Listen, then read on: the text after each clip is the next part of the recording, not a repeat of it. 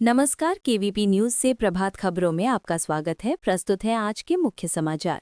बिहार की राजनीति में एक बार फिर इतिहास बनने जा रहा है, क्योंकि नीतीश कुमार अपनी 25 साल की राजनीतिक यात्रा में 10वीं बार मुख्यमंत्री पद की शपथ लेने वाले हैं। ये शपथ ग्रहण पटना के गांधी मैदान में होगा, जहां एनडीए ने पिछले चुनाव में शानदार प्रदर्शन के बाद उन्हें विधायक दल का नेता चुना है। दिल्ली ब्लास्ट की जांच में सुरक्षा एजेंसियों को हरियाणा की अल फलाह यूनिवर्सिटी से जुड़े चौंकाने वाले सुराग मिले हैं। जांच एजेंसियों ने यहां के करीब 10 छात्रों को संदिग्ध गतिविधियों के चलते कैंपस से बाहर जाने से रोक दिया है। उनके मोबाइल जब्त कर लिए गए हैं और उन पर कड़ी निगरानी रखी जा रही है। विश्वविद्यालय की सदस्यता भी अच्छा दर्जा नहीं होने के कारण निलंबित कर दी गई है, जिससे मामला और गंभीर हो गया है। ये उसी संदिग्ध मॉड्यूल से जुड़ा बताया जा रहा है, जिसकी कड़ियां दिल्ली में हालिया विस्फोट से जुड़ रही हैं और जिसके तार कई स्तरों पर सुरक्षा एजेंसियों को उलझाए हुए हैं। खनन सुधारों में उत्तराखंड ने एक बड़ी उपलब्धि हासिल की है, जहां वो जम्मू कश्मीर और नागालैंड जैसे राज्यों को पीछे छोड़ते हुए राष्ट्रीय स्तर पर शीर्ष पर पहुंच गया है। केंद्र सरकार ने विशेष सहायता योजना SASCI के तहत 2 महीनों के भीतर राज्य को कुल 2 करोड़ रुपए जारी किए हैं, जिसमें 100 करोड़ रुपए खनन सुधारों को सफलतापूर्वक लागू करने के लिए प्रोत्साहन राशि के रूप में और 100 करोड़ रुपए अतिरिक्त सहायता के तौर पर शामिल हैं। उत्तराखंड सरकार ने माइनर मिनरल सेक्टर में पारदर्शिता बढ़ाने के लिए नीलामी, डिजिटल ट्रैकिंग और सैटेलाइट मॉनिटरिंग जैसी व्यवस्थाएं लागू की, जिसके चलते अवैध खनन पर नियंत्रण और राजस्व में बढ़ोतरी दर्ज हुई है। इन सुधारों ने राज्य के खनन क्षेत्र को अधिक संगठित, जवाबदेह और पर्यावरण संवेदनशील बनाया है। केंद्र की इस वित्तीय सहायता से न केवल राज्य की अर्थव्यवस्था को मजबूती मिलेगी, बल्कि खनन से जुड़े स्थानीय उद्योगों, मजदूरों और ग्रामीण क्षेत्रों को भी प्रत्यक्ष लाभ मिलेगा। इस उपलब्धि ने उत्तराखंड को खनन सुधारों का राष्ट्रीय मॉडल बना दिया है। उत्तराखंड के चमोली जिले में एक दर्दनाक सड़क हादसा उस समय हो गया जब एक मैक्स वाहन अनियंत्रित होकर गहरी खाई में जा गिरा।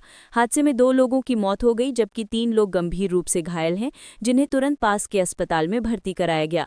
सभी लोग एक शादी समारोह से लौट रहे थे और रात के समय संकरी पहाड़ी सड़क पर वाहन का संतुलन बिगड़ने से ये दुर्घटना हुई। मौके पर स्थानीय पुलिस और SDRF की टीमों ने राहत कार्य चलाकर घायलों को खाई से निकालकर सुरक्षित पहुंचाया।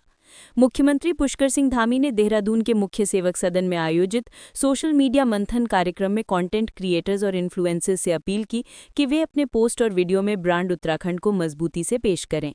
उन्होंने कहा कि सोशल मीडिया आज एक बहुत ही तेज और असरदार माध्यम बन गया है, जिससे न सिर्फ विचार और सूचना फैलाई जा सकती है, बल्कि सकारात्मक बदलाव भी लाया जा सकता है।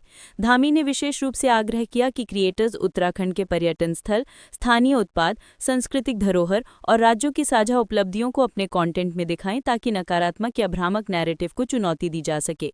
उन्होंने ये भी कहा कि कभी-कभी सिर्फ एक ट्वीट या पोस्ट की वजह से ऐसे मुद्दों पर तुरंत कार्रवाई हुई है, सड़क मरम्मत, सरकारी मदद या किसी शिकायत का समाधान। धामी ने जोर दिया कि सोशल मीडिया का जिम्मेदार और तथ्यात्मक उपयोग न केवल जन-जन तक सच्ची जानकारी पहुंचाने में मदद करता है, बल्कि राज्य की छवि को भी सकारात्मक दिशा दे सकता है। उधम सिंह नगर उत्तराखंड में पिछले 6 महीनों में 11,291 लोगों ने गलत दस्तावेजों का उपयोग करके स्थायी निवास प्रमाण पत्र के लिए आवेदन किया, जिन्हें प्रशासन ने जांच के बाद रिजेक्ट कर दिया है। मुख्य संदिग्ध व्यक्ति अरायजनवीस फैजान का नाम सामने आया है, जो जाली आधार कार्ड और बिजली के बिलों के जरिए निवास प्रमाण पत्र बनवाने में लिप्त था। जांच में ये भी पता चला है कि उसके पास आधिकारिक लाइसेंस नहीं था और उसके नेटवर्क में सरकारी कर्मचारियों की भागीदारी भी हो सकती है। इस पूरे मामले को जनसंख्याकीय दिशा में परिवर्तन की दिशा में एक षड्यंत्र भी माना जा रहा है, क्योंकि बाहरी लोगों को राज्य का नागरिक दिखाने के लिए इन तरीकों का इस्तेमाल किया जा रहा था। उत्तराखंड सरकार ने 6 महीनों की अवधि के लिए उपनल कर्मचारियों और अन्य स्टेट कर्मचारियों के लिए हड़ताल पर पूरी रोक लगा दी है। नो वर्क नो पे की नीति को लागू करते हुए ये सुनिश्चित किया गया है कि हड़ताल की स्थिति में कर्मचारियों को वेतन न दिया जाए, जिससे सार्वजनिक सेवाओं की निरंतरता बनी रहे। इस फैसले का विरोध कांग्रेस नेता हरीश रावत ने लोकतांत्रिक अधिकारों के हनन के रूप में किया। कहा कि ये कदम कर्मचारियों की आवाज को दबाने की कोशिश है। प्रशासन का तर्क है कि ये निर्णय राज्य के सामान्य प्रशासन की जिम्मेदारी निभाने के लिए अनिवार्य था, लेकिन कर्मचारियों के प्रतिनिधियों का कहना है कि इससे उनकी मांगों को दबाने और हड़ताल की ताकत को कम करने की राजनीति हो रही है। दिल्ली में आज आयोजित कोलंबो सुरक्षा सम्मेलन की एनएसए बैठक में भारत के राष्ट्रीय सुरक्षा सलाहकार अजीत डोभाल हिंद महासागर क्षेत्र के कई देशों के समकक्षों की मेजबानी करेंगे। इस महत्वपूर्ण बैठक में श्रीलंका, मालदीव, मॉरिशस और बांग्लादेश के एनएसए भाग ले रहे हैं, जबकि सेशल्स पर्यवेक्षक देश के रूप में और मलेशिया अतिथि देश के रूप में शामिल हुआ है। सम्मेलन का मुख्य उद्देश्य हिंद महासागर क्षेत्र की सुरक्षा, समुद्री निगरानी, आतंकवाद और कट्टरपंथ, साइबर सुरक्षा और अंतर्राष्ट्रीय अपराधों पर जॉइंट रणनीति तैयार करना है। ये बैठक क्षेत्रीय सुरक्षा सहयोग को मजबूत करने और 2026 के लिए नई योजना तय करने की दिशा में एक अहम कदम मानी जा रही है, जिसमें भारत की भूमिका निर्णायक रूप से उभर रही है। केंद्रीय प्रदूषण नियंत्रण बोर्ड की ताज़ा रिपोर्ट के अनुसार गाजियाबाद देश का सबसे प्रदूषित शहर बन गया है, जहां एयर क्वालिटी इंडेक्स 422 तक पहुंच गया, जो गंभीर श्रेणी में आता है। शहर में प्रदूषण बढ़ने के प्रमुख कारण सड़क धूल, टूटे रास्तों से उड़ने वाली मिट्टी और कूड़े के ढेरों में लगने वाली आग हैं, जिनसे हवा में जहरीले कण लगातार बढ़ रहे हैं।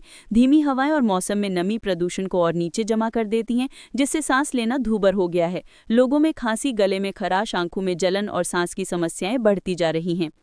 Grandmaster Arjun Erigaisi FIDE chess world cup से बाहर हो गए हैं।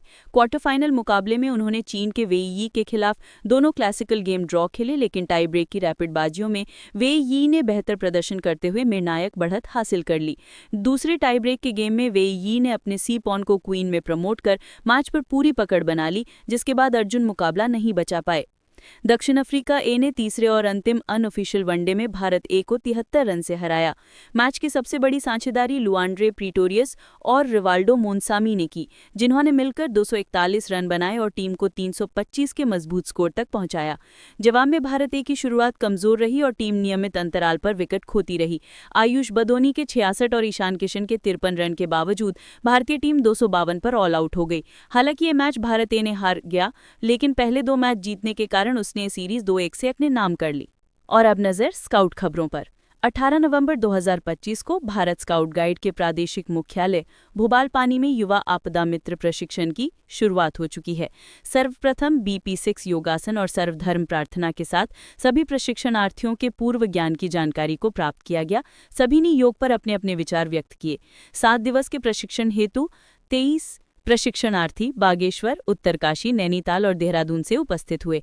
आग लगाकर उसे बुझाकर आग की प्रकृति, उनका वर्गीकरण, प्रभाव और सुरक्षा की जानकारी प्रदान की। श्री अजय कुमार विश्वकर्मा, प्रशिक्षक SDRF द्वारा आज सिटी के साउंड और संकेत के बारे में अवगत कराया, कितनी सीटी बजने पर क्या क्रिया और प्रतिक्रिया देने हैं। श्री नवीन प्रसाद, प्रशिक्षक SDRF ने रस्सी, उनके कार्य, गांठ और उनके उपयोग की विस्तृत जानकारी दी। श्री नवीन प्रसाद, प्रशिक्षक SDRF ने वाटर टेम्परेचर और उससे सुरक्षा, उपयोग और प्रेशर की जानकारी दी। श्री जगमोहन सिंह, पर्यवेक्षक SDRF ने मार्गदर्शन किया। श्री नाम सिंह नेगी, प्रादेशिक प्रशिक्षण आयुक्त, श्री नवीन चंद्र रिखाड़ी, HWB जिला कमिश्नर अल्मोड़ा, श्री सुश्री भुवनेश्वरी बिष्ट, जिला प्रशिक्षण आयुक्त गाइड, श्री सुश्री रेवती बिष्ट, जिला सहा प्रशिक्षण आयुक्त गाइड अल्मोड़ा, श्री आदित्य नारायण सिंह, जिला उप संगठन आयुक्त टिहरी गढ़वाल और अन्य प्रशिक्षक मार्गदर्शक के रूप में उपस्थित रहे। प्रादेशिक प्रशिक्षण आयुक्त श्री राम सिंह नेगी ने सभी विशेषज्ञ अतिथियों का आभार व्यक्त किया। और अब मौसम।